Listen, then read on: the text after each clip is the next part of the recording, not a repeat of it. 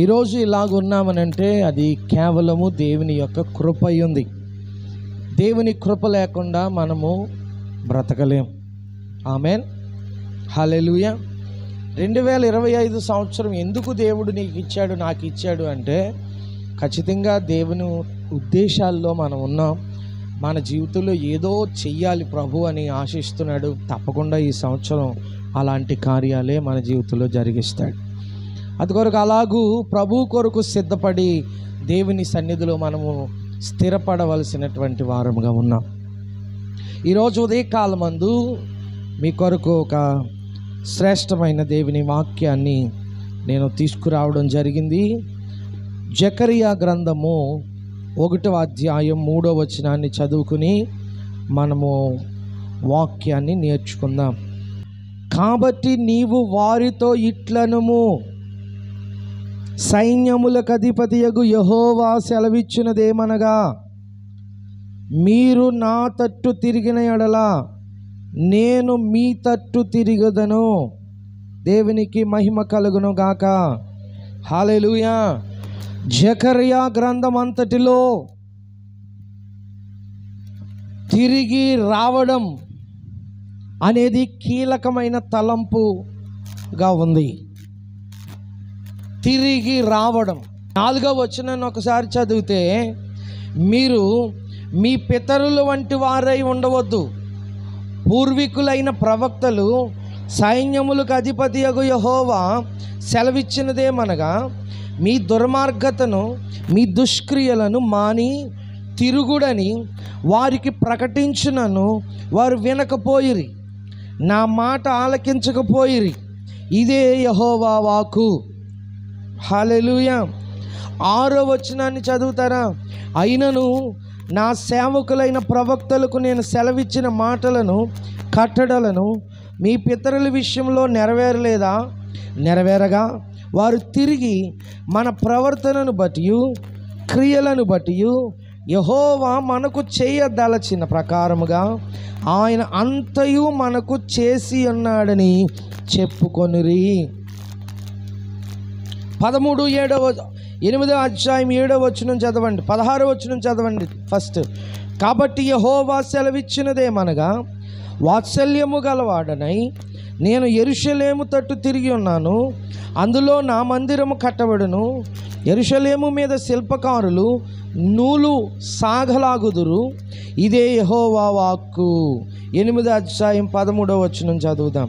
8:3 యెహోవా సెలవిచ్చినదేమనగా, నేను సియోను నద్దకు మరలా వచ్చి యెరూషలేములో నివాసం చేస్తాను. చదవబడిన ప్రతి వచనంలో మీరు గమనించాలి, తిరిగి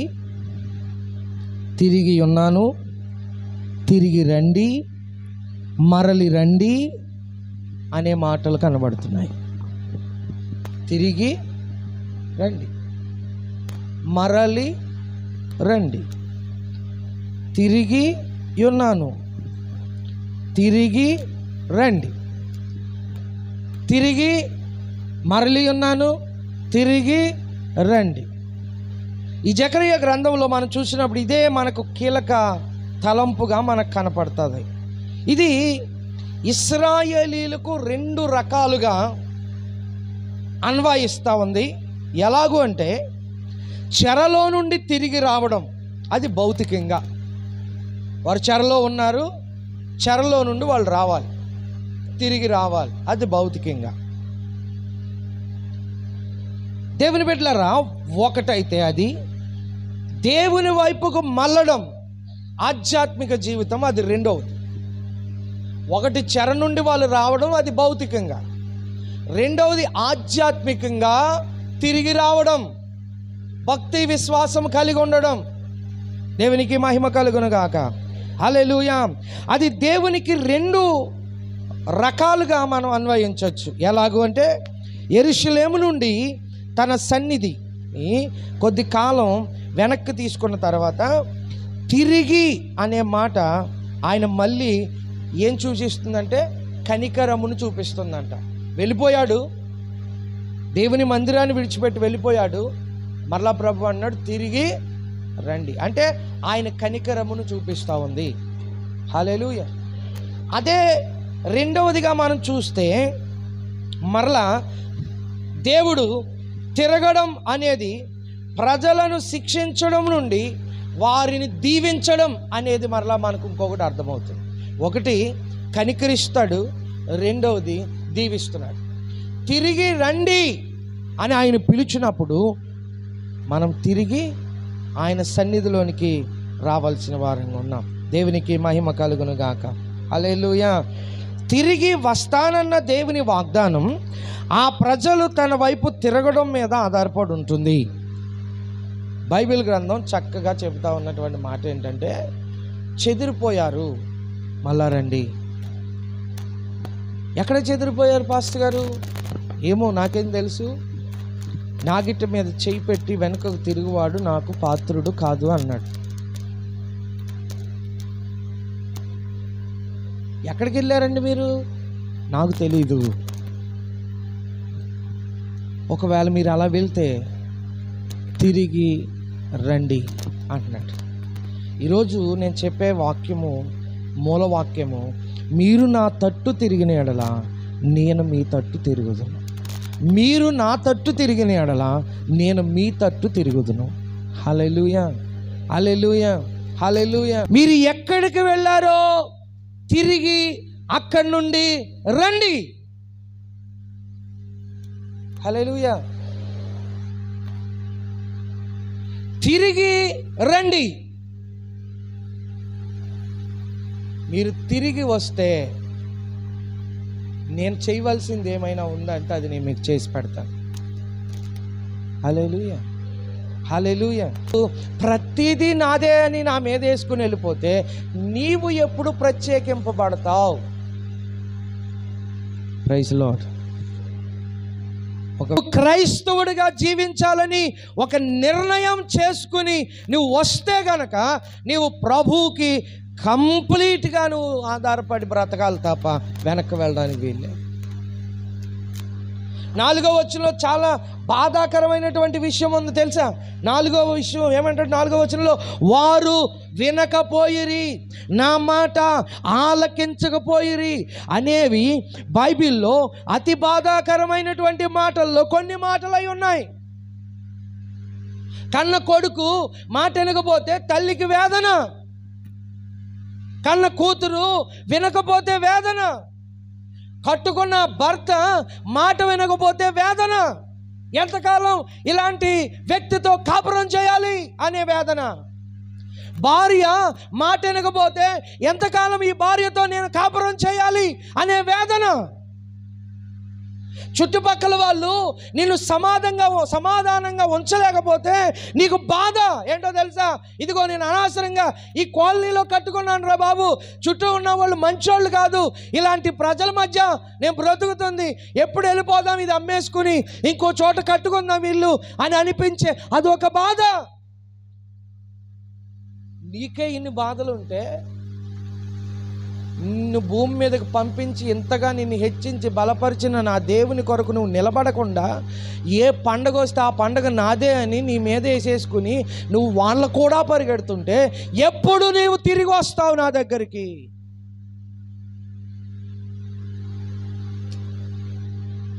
హల్లెలూయా. నీ బాధే బాధ, తండ్రి బాధ నీ బాధ కాదు. ప్రవక్తలను పంపాను, 4వ వచనంలో అదే కదా అంటాడు. నేను ప్రవక్తలను పంపాను, వారి మాట వినలేదు, వారి మాట వినలేదు, నా మాట ఆలకించలేదు. వారు వాళ్ళ జీవితము అదే ఇంపార్టెంట్ అనుకుని బ్రతికారు. మీరు ఇంటికి వెళ్ళి జకరియా గ్రంథం అంతా చదవండి, నేను చెప్పిన దానికంటే ఎక్కువ మీకు అర్థమవుతుంది. దేవునికి స్తోత్రం, హల్లెలూయా. దేవుని బిడ్డలారా, ప్రవక్తలు 200 సంవత్సరాలకు పైగా ప్రజలు అవిధేయత ఎంత అసహ్యంగా ఉంటుందో వర్ణిస్తూ వచ్చాడు. ఎలా ఉందో తెలుసా? యెహోషువ గ్రంథంలో అంటాడు, యెహోషువ మలినమైన వస్త్రములు గలవాడై ఉండగా దేవుడు అతనికి ప్రశస్తమైన వస్త్రాలు ఇచ్చాడట. చదువుతారా ఆ మాట మీరు? చూడండి 3:3. యెహోషువ మలిన వస్త్రములు ధరించిన వాడై దూత సముఖములో నిలబడి ఉండగా దూత దగ్గర నిలిచి ఉన్న వారిని పిలిచి ఇతని మైలు బట్టలు తీసివేయుడని ఆజ్ఞాపించి, నేను నీ దోషమును పరిహరించి ప్రశస్తమైన వస్త్రములతో నిన్ను అలంకరించాను. ఇతని మైలు బట్టలు తీసివేయుడని ఆజ్ఞాపించి, నేను నీ దోషమును పరిహరించాను, ప్రశస్తమైన వస్త్రములతో నిన్ను అలంకరించాను. నా తట్టు మీరు తిరిగితే నేను మీ తట్టు తిరుగుతాను. మలినమైన వస్త్రములు తీసేయండి, నేను నీ దోషమును పరిహరించాను. మైలు అంటే అదమ్మా. అర్థమైతే స్తోత్రం చెప్పండి. మైలు అంటే ఏంటమ్మా? చచ్చిపోతే కాదమ్మా, మన పాపం. మన పాపం. నేనేం పాపం చేశాను పాస్టర్ గారు? నాకేం తెలుసు? చూపు ద్వారా, నోటి ద్వారా,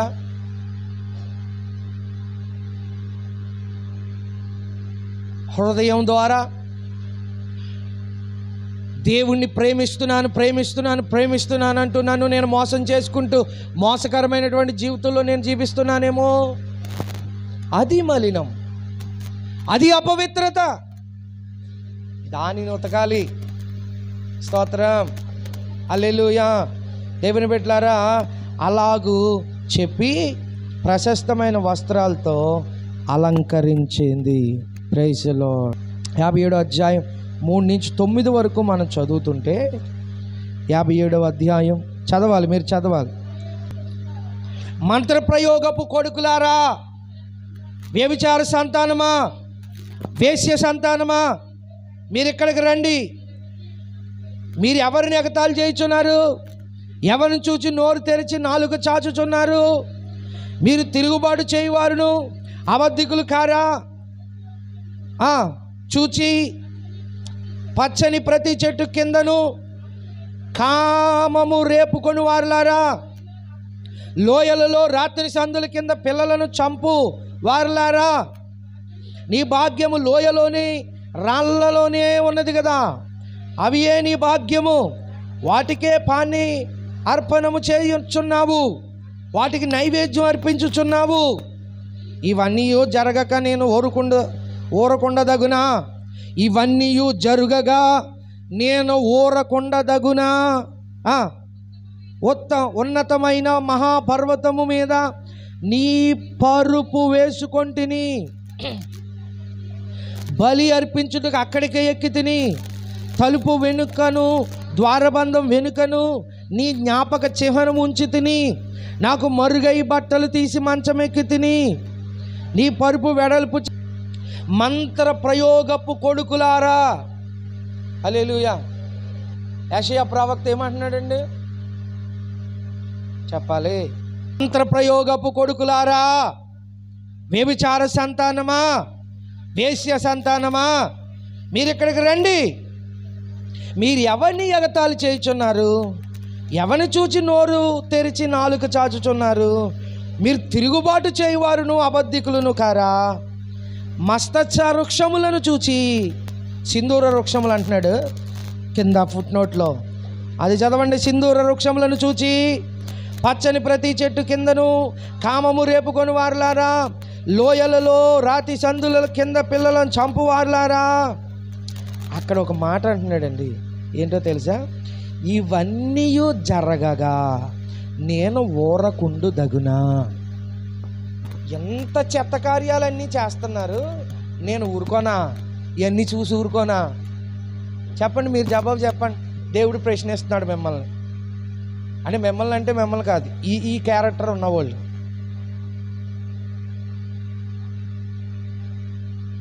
దేవుని స్తోత్రం. అంటే ఈ క్యారెక్టర్ ఉన్నవాళ్ళు ఇక్కడ ఉన్నారని కాదు, సందర్భం కాబట్టి జ్ఞాపకం చేస్తున్నాను. ఎంత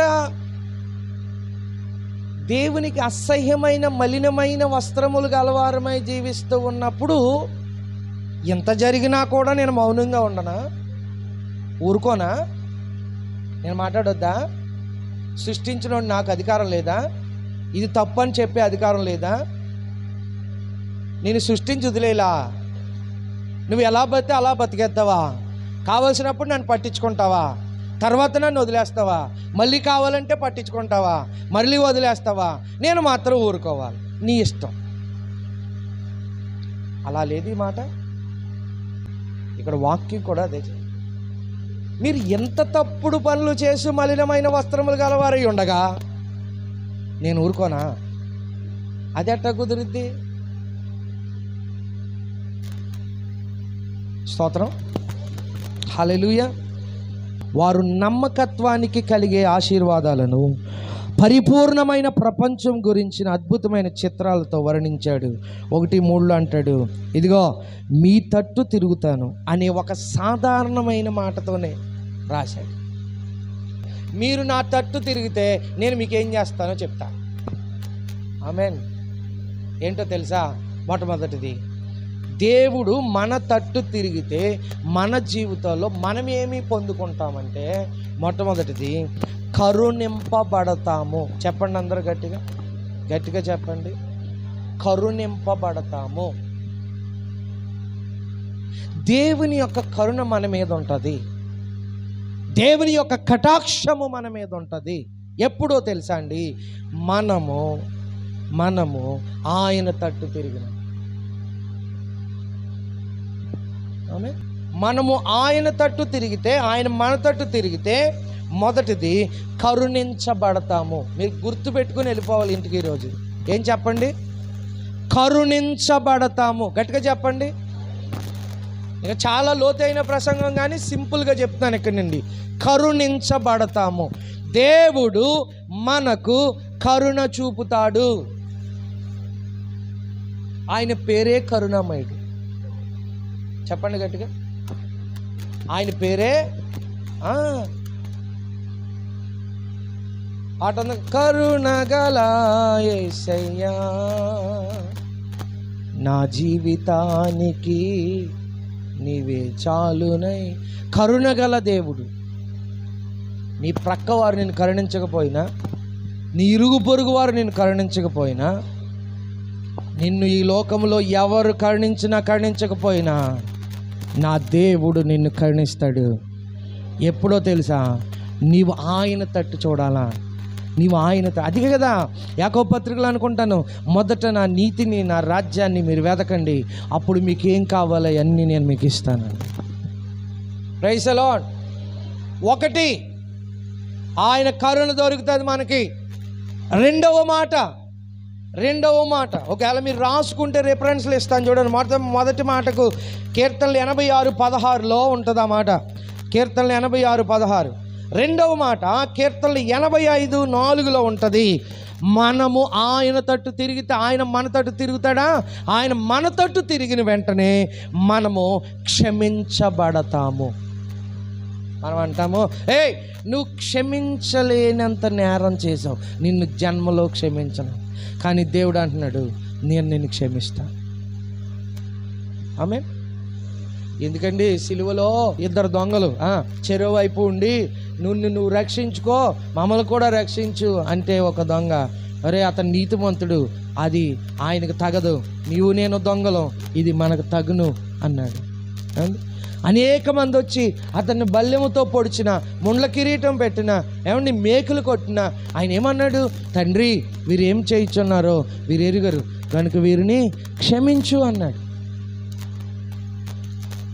మన పాపముల నుండి క్షమించే దేవుడు ఆయన. అపరాధములను క్షమించే దేవుడు ఆయన. అందుకే అన్నాడుగా జకర్యా గ్రంథంలో, మీరు తిరిగి రండి, మరలా రండి. నువ్వు ఎక్కడున్నా కూడా తిరిగి రాగలిగితే నా దేవుడు మనల్ని క్షమించేవాడుగా ఉన్నాడు. తప్పిపోయిన కుమారుడు వెళ్ళిపోయాడు, కానీ తిరిగి వచ్చాడు. తండ్రి గెంటేశాడు ఆ ఇంట్లోంచి. ఏ మోకం పెట్టుకుని వచ్చావురా అన్నాడా? Praise the Lord. వచ్చాడు, ఎదురెళ్ళాడు, కౌగిలించుకున్నాడు, ముద్దు పెట్టాడు, విందు చేశాడు. కారణం ఏంటో తెలుసా? తప్పిపోయినోడు మళ్ళా నా కొడుకు తప్పు తెలుసుకుని తిరిగి వచ్చాడు. క్షమాగుణం ఉన్న తండ్రి, ఆ స్థానంలో పరమ తండ్రి అయిన దేవుడు ఉన్నాడు. నువ్వేం చేసినా కూడా ఆయన క్షమిస్తాడు, హక్కును చేర్చుకుంటాడు, ఆదరిస్తాడు. స్తోత్రం. మూడవ మాట మూడో మాట న్యాయాధిపతుల గ్రంథం 6వ అధ్యాయం 14లో ఉంటుంది. గిద్యోను ఒక చెట్టు క్రింద ఉన్నాడు, బలహీనుడిగా ఉన్నాడు. దేవుడు అంటాడు, నువ్వు లే, బలము తెచ్చుకో, నేను చూపిస్తాను, నిన్ను బలపరుస్తాను అని అంటాడు. మూడో మాట ఏంటండి? ఆయన మన తట్టు తిరిగితే మనకు బలం వస్తుంది. ఆమేన్. చెప్పండి గట్టిగా. మన బలం యెహోవాయే కదా. కీర్తనకాడు అంటాడు, యెహోవా నా బలమా, యథార్థమైనది నీ పరిపూర్ణమైనది నీ మార్గం. యెహోవా యెహోవా జీవము గల దేవ, యెహోవా జీవము గల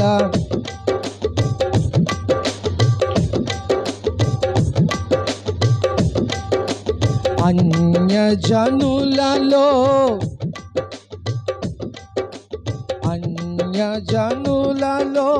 ధన్యత చూపుచు హల్లెలూయా స్తుతి, హల్లెలూయా స్తుతి గానము చేసే యెహోవా నా యెహోవా నా కాళ్ళను లేడి పాడాలి.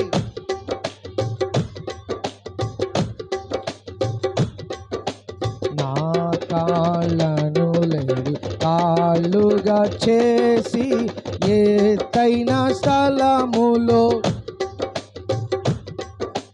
రక్షణ కేడెము, రక్షణ కేడెము అక్షయముగా తన పక్షము, అక్షయముగా తన చప్పట్లు కొడతా పాడాలి. నా బలమా యథార్థమైనది యెహోవా, మరణపు తురులలో మరు. అందరూ పాడదాం, వచ్చిన పాట కదా. మరణపు తురులలో మరువక మురళిడు ఉన్నత దుర్గమై రక్షణ శృంగం తన లయములు నా మొర వినెనో.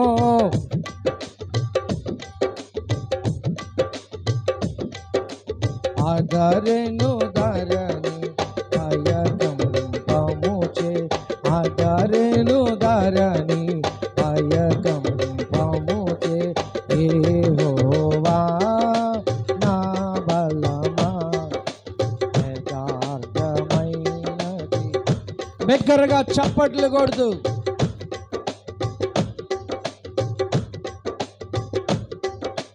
యెహోవా యెహోవా జీవము గల దేవా, బహుగా స్తుతులకు అర్హుడ నీవే. యెహోవా జీవము గల దేవా, బహుగా స్తుతులకు అర్హుడ నీవే. అన్యజనులలో ధన్యత చూపుచు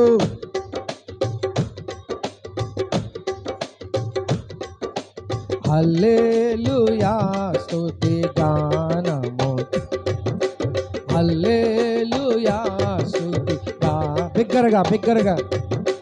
యెహోవా నా బలమా యథార్థమైనది పరిపూర్ణ యెహోవా.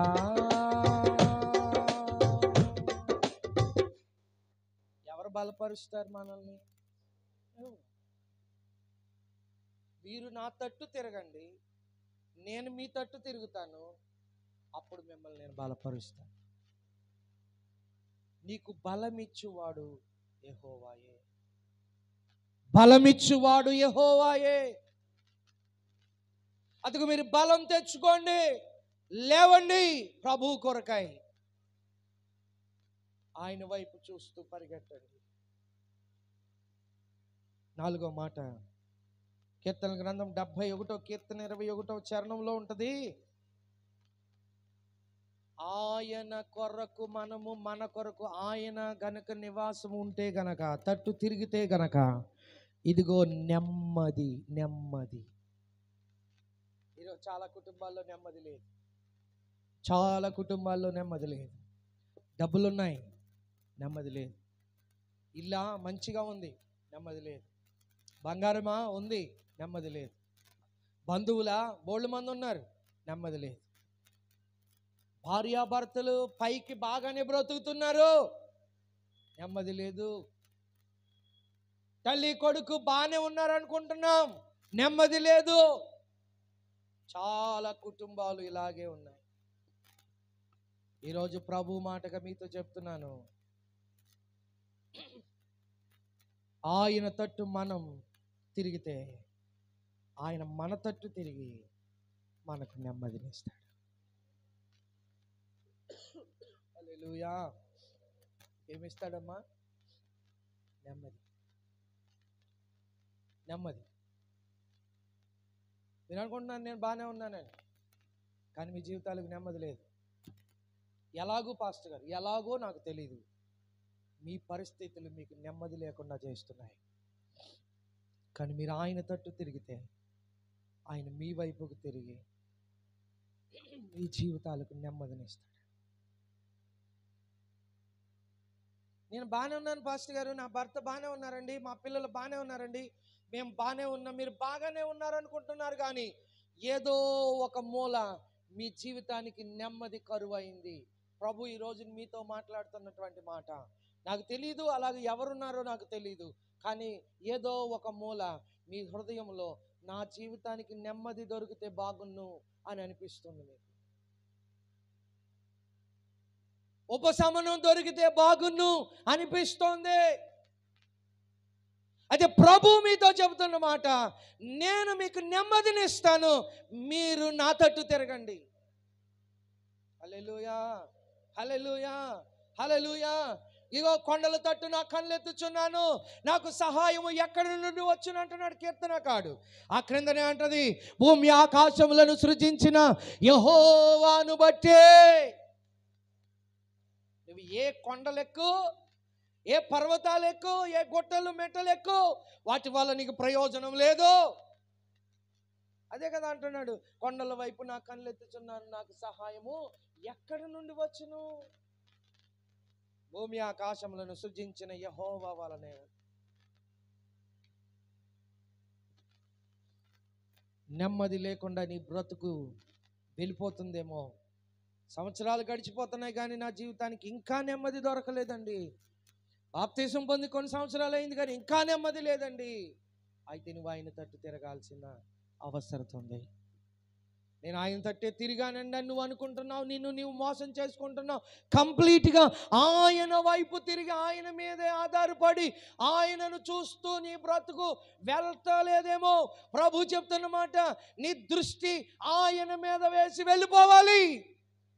అలా ప్రారంభించాను కానీ పేతురు వలే దేన్ని చూచి, గాలిని చూచి నేను మరలా మునిగిపోయే పరిస్థితులు వస్తున్నాయి నాకు అని నువ్వు అనుకుంటున్నావేమో. నేను డిసైడ్ అయిపోయిన 31వ తారీఖున, నేను డిసైడ్ అయిపోయిన 1వ తారీఖున, నేను డిసైడ్ అయిపోయిన ఉపవాస కూటాల్లో, నేను డిసైడ్ అయిపోయిన ఒక పునరుద్ధాన దినం వాక్యం ద్వారా ఇక నేను అలాగే ఉండాలి అని అనుకుంటున్నా, నిశ్చయించుకున్నా, పరిగెడుతున్నా. గాలి ఎదురొచ్చింది, చూశాను, ఆగిపోయాను. మరి ఇంకెక్కడ నెమ్మది? నువ్వు గాలిని చూసి ఆగిపోయినప్పుడే నీ నెమ్మది అంత ఎగిరిపోయింది. యేసుప్రభుని చూసే మొదలెట్టాడు కదా నడక. యేసుప్రభుని చూచి, ప్రభువా మీరు ఎలాగైతే నడిచారో నేను కూడా అలాగే నడుస్తానంటే యేసుప్రభు ఏమన్నారు? సరే పేతురు అలాగే నడువు. పేతురు ఆ ప్రయాణాన్ని ప్రారంభించాడు. యేసు వైపు చూచుచూ నడిచినంతసేపు నీటి మీద బాగానే నడిచాడు. కానీ ఎప్పుడైతే ఆ చుట్టూ ఉన్నటువంటి ఆ గాలిని, ఆ చీకటిని, యేసు ప్రభు మీద ఉన్న దృష్టి ఎప్పుడైతే సైడ్కు మరల్చబడిందో మునిగిపోసాగాను అని రాయబడి. ఇక్కడే మీకు క్లియర్గా కనపడుతుంది కదా. యేసు వైపు చూచుచూ నేను నడుస్తున్నానంటూనే నిన్ను నీవు మోసం చేసుకుంటూ లోకాన్ని చూచి నీవు ఇంకా అక్కడక్కడ అడుగులేస్తున్నావు. అందుకే నీకు ఇంకా నెమ్మది దొరకట్లేదు. కానీ ప్రభువు ఈరోజు నీతో చెప్పమన్నమాట, ప్రభువు నా ద్వారా మీకు చెబుతున్న మాట, ఇదిగో మీరు నా తట్టు తిరిగిన ఎడల నేను మీ తట్టు తిరుగుతాను. అలాగూ తిరగడం మట్టుకే కాదు, మీకు నెమ్మదిని కలుగ చేస్తాను. తర్వాత మాట ఏంటంటే, 5వ మాట ఎహెజ్కేలు గ్రంథం 36:9 ఉంటుంది. దున్నబడి విత్తబడతారట. దున్నబడి, చెప్పాలి మీరు గట్టిగా, దున్నబడి. దున్నినప్పుడు మట్టి అనకూడదు ఏమని, అరే నన్ను దున్నేస్తున్నారు అని. అరకతో ఇంకేయో ఉంటాయి కదా, తోటలు అప్పుడప్పుడు మట్టి లేపుతారు కదా, పైకి ఏమంటారండి దాన్ని?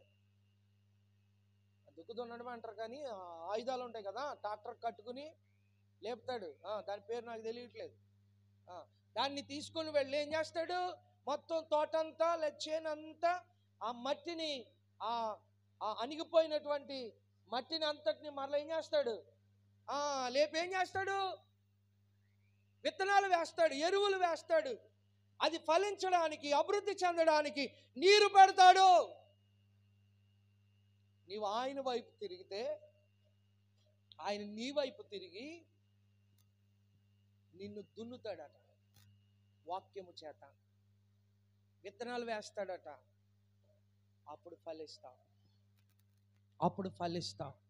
దైవజనుడిగా ఈ ఉదయకాలం నేను మరొక మాట చెబుతున్నాను. నన్ను అవమానపరిచారండి, నన్ను ఎగతాళి చేశారండి.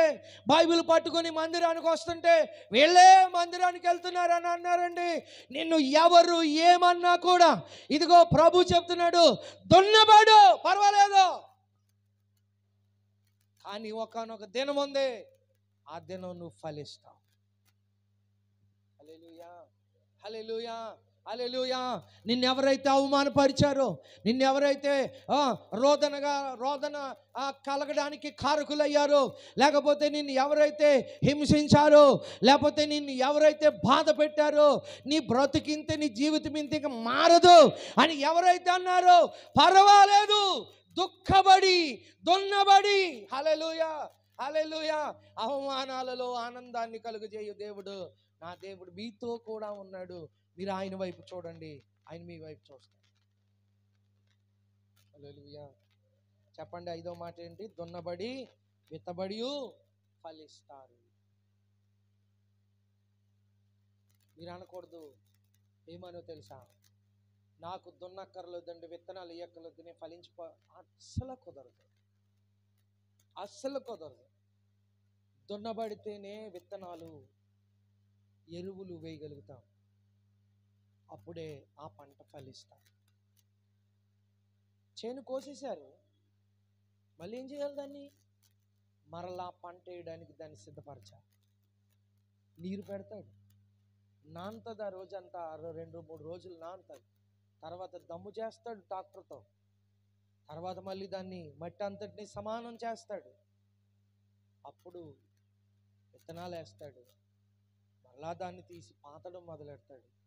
ఎంత ప్రాసెస్ అయితేనే కానీ ఆ ధాన్యం వారి చేతికి రాదు, ఆ ద్రాక్ష వారి చేతికి రాదు, ఆ కొబ్బరి వారి చేతికి రాదు, ఆ యాపిల్స్ వారి చేతికి రావు, ఆ దానిమ్మ వారి చేతికి రావు. ఇలాగూ కష్టపడి దానిని దున్ని నూర్చి చేయవలసినదంతా చేస్తే కానీ ఆశీర్వాదము రాదు. అట్లాగే క్రైస్తవ జీవితం కూడా అంతే. దున్నబడాలి, విత్తబడాలి, ఫలించాలి. ఈ దున్నిన కొంత కాలంలో నన్ను వద్దురా బాబు, ఈ బాధుడు వద్దు, లేకపోతే ఈ ప్రసంగాలు నాకు వద్దు, ఈ నాకేం అవసరం లేదు, నేను ఫలించేయాలంటే మాత్రం కుదరదు. అదే కదా ప్రవచనం. నువ్వు ఎలా ఉంటే అలా ఉండడానికి నేనేమన్నా ఊరుకుని ఉండమంటావా? నన్ను నువ్వు ఎలా ఉంటే అలా ఉంటే నేను ఊరుకొని ఉండను. నిన్ను ఆశీర్వదించడానికి ఎలా ఉండాలో నేను మార్చుకుంటాను. మరో మాట లూకా శుభవార్త 9:55 చూస్తే అక్కడ అంటాడు, పాపము చేయకుండా గద్దించబడతామంట. 6వ మాట ఏంటి చెప్పండి, గట్టిగా చెప్పాలి మీరు. పాపము చేయకుండా, వ్యభిచారం చేస్తున్నాం అనుకో, అరే బాబు ఇది తప్పు అని గద్దించబడతామంట. ప్యాకెట్ ఆడుతున్నాం అనుకోండి, అయ్యి బాబు ఇది నేను దేవుని నమ్మిన బిడ్డను రా బాబు ఇది చేయకూడదు, గద్దిస్తుందండి. మందు దగ్గర కూర్చున్నాం అనుకోండి, బాబు ఇది దేవుని బిడ్డ నువ్వు మందు తాగు, గద్దిస్తుందంట. పాపము చెయ్యకుండా హల్లెలూయా గద్దించబడతాము.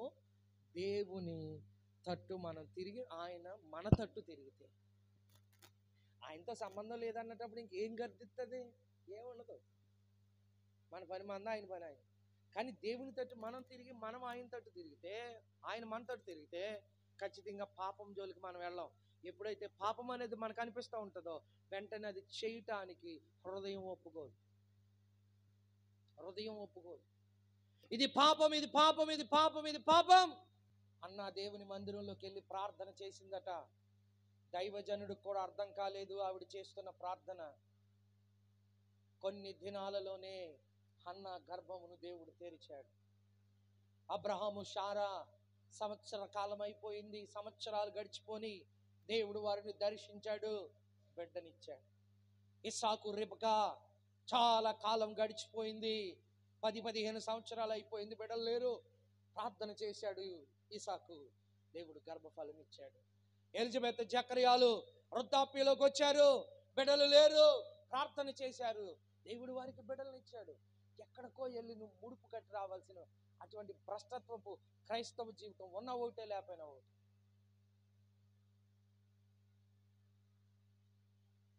దేవునికి స్తోత్రం కలుగును. హల్లెలూయా. మన దేవుడు యేసు ప్రభు. మనం ఆరాధన చేయవలసింది యేసు ప్రభు.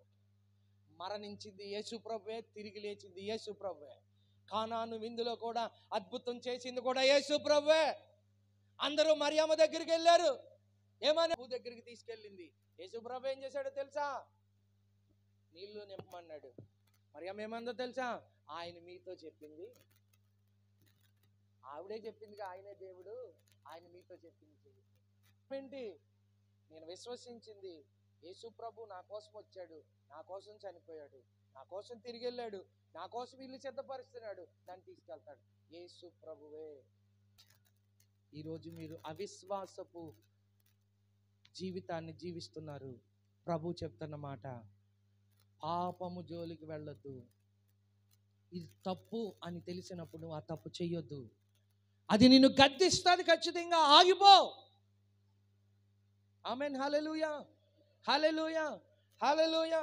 చివరిగా ఇంకొక మాట ఏంటో తెలుసా అండి, యోబేలు గ్రంథంలో ఉంటుంది, పసరు పురుగులు విడిచిపెట్టేశాయి, మిడతలు విడిచిపెట్టేశాయి, గొంగళ పురుగులు విడిచిపెట్టేశాయి.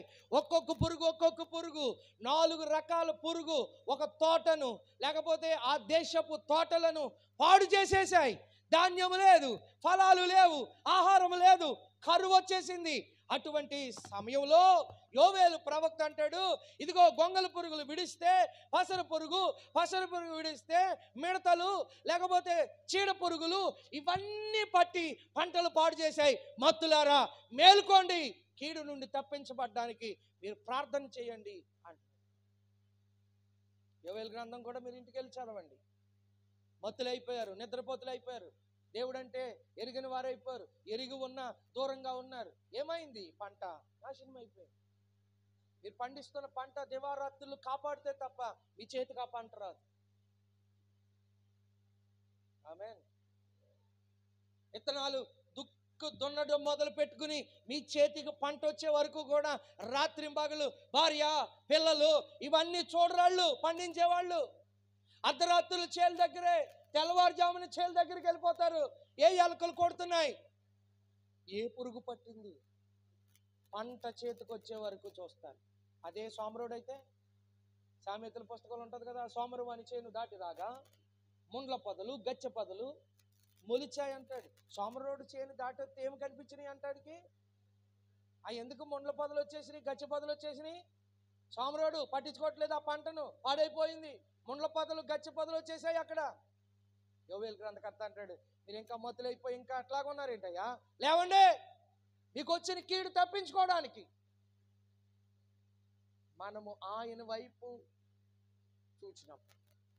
అదే కదా మూలవాక్యం ఏంటి చెప్పండి? మనం ఆయన తట్టు తిరిగితే ఆయన మన తట్టు తిరిగి మన కీడు నుండి తప్పించేస్తాడు.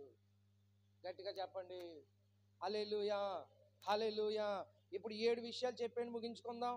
ఆయన మన తట్టు తిరిగితే ఏం జరిగిద్ది? క్షమించబడతాం, కరుణించబడతాం, బలపరచబడతాం, నెమ్మది పొందుకుంటాం, దున్నబడతాం, విత్తబడతాం, ఫలిస్తాం, పాపము చేయకుండా గద్దింపబడతాము, కీడు నుండి తప్పించబడతాము. ఇవన్నీ జరుగుతాయి. మనం ఆయన వైపు చూడాలి, ఆయన మన వైపు చూడాలి. చూస్తున్నారా? మీరు చూస్తేనే ఆయన చూస్తాడు, మీరు చూడకపోతే ఆయన చూడ. నష్టపోయేది ఎవరు? త్వరగా లేచి నిలబడండి, ప్రార్థన చేద్దాం. 2 చేతులు పైకెత్తి హృదయపూర్వకంగా, ప్రభువా ఈరోజు మీరు నాతో మాట్లాడిన మాటల కొరకు స్తోత్రం. మీరు నా తట్టు తిరిగిన ఎడల నేను మీ తట్టు తిరుగుతానని చెప్తున్నావు.